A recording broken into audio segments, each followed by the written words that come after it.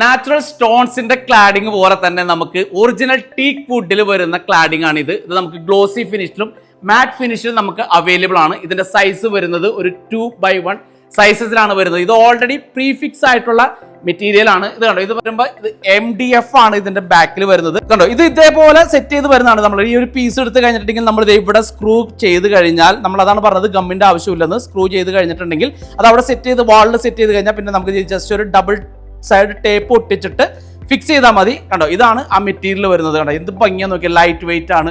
വാളൊക്കെ ചെയ്ത് കഴിയുമ്പോൾ ശരിക്കും മരത്തിന്റെ ആ ഒരു കണ്ട teak wood, original teak wood ആണ് ഈ മെറ്റീരിയൽ വരുന്നത്. ഇതിന്റെ തിക്നെസ് വരുന്നത് 1.6 സെന്റിമീറ്ററിലാണ് ഇതിന്റെ തിക്നെസ്. ഇതൊക്കെ നമുക്ക് മാറ്റും ഗ്ലോസി ആയിട്ട് 10ൽ കൂടുതൽ ഡിസൈൻസ് വരുന്നുണ്ട്. ഇത് വരുന്നത് നമ്മുടെ പതിയാറുടെ സ്വന്തം സ്ഥാപനമായ പീസ്റ്റോൺ ഗാലറിയിലാണ്.